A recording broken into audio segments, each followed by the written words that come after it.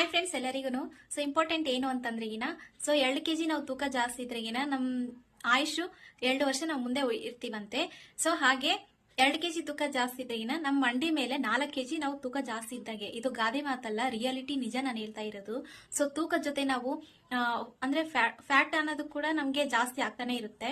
So fat, over wait and cholesterol ಜಾಸ್ತಿ ಆಗ್ತಾ ಇದ್ರೆಗಿನ ನಮ್ಮ ಬಾಡಿಗೆಲ್ಲ ಏನೇನ್ ತೊಂದರೆ ಆಗುತ್ತೆ ಆಲ್ಮೋಸ್ಟ್ ಎಲ್ಲರಿಗೂ ಗೊತ್ತಿರುತ್ತೆ. ಬಟ್ ಅದ್ರ ಬಗ್ಗೆ ಯಾರು ಸೀರಿಯಸ್ ಆಗಿ ತಗೊಂಡೇ ಇರಲ್ಲ, ಹೌದಲ್ವಾ? ಸೊ ಹಂಗೆ ನಾನು ಹೇಳ್ತಾ ಇರೋದು, ವೇಟ್ ಅಂಡ್ ಫ್ಯಾಟ್ ಜಾಸ್ತಿ ಇದ್ದಂಗೆಲ್ಲ ಏನಾಗ್ತಾಗುತ್ತೆ, BP, sugar, thyroid, hormone imbalance ಆಗ್ತಾ ಇರುತ್ತೆ.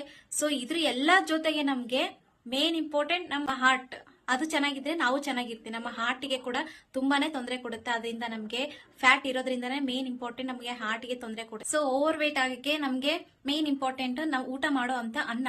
ಅಂದ್ರೆ ನಾವು ಅನ್ನನ ಜಿಗಿದು ತಿನ್ಬೇಕು, ಅದು ಕೂಡ ತಿನ್ನುವಾಗ ಲಿಕ್ವಿಡ್ ತರ ತಿನ್ಬೇಕು, ಲಿಕ್ವಿಡ್ ತರ ಒಳಗಡೆ ಹೋಗ್ಬೇಕು. ಹಾಗಾದ್ರೆ ಮಾತ್ರ ನಮ್ಗೆ ಜೀರ್ಣ ಆಗುತ್ತೆ, ಡೈಜೆಷನ್ ಚೆನ್ನಾಗುತ್ತೆ.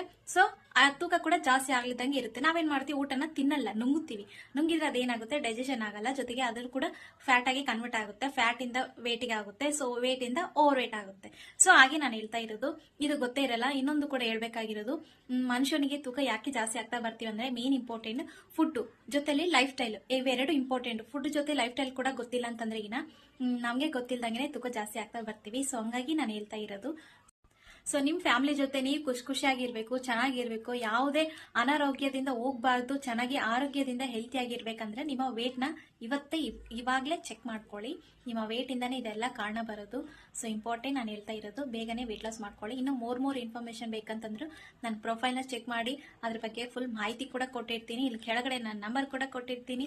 ನಿಮ್ಗೆ ಇನ್ನೂ ಮೋರ್ ಇನ್ಫಾರ್ಮೇಶನ್ ಬೇಕು ಅಂತಂದ್ರೆ ವಾಟ್ಸ್ಆಪ್ ಕೂಡ ಇರುತ್ತೆ, ಅದಕ್ಕೆ ಹಾಯ್ ಅಂತ ಮೆಸೇಜ್ ಮಾಡಿ. ನಿಮ್ಗೆ ಇನ್ನೂ ಹೆಚ್ಚಿಗೆ ಇನ್ಫಾರ್ಮೇಶನ್ ಬೇಕಂದ್ರೆ ಕಾಲ್ ಕೂಡ ಮಾಡ್ಬೋದು, ಎನಿ ಟೈಮ್ ಎನಿ ವೆದರ್. ಓಕೆನಾ? So thank you so much.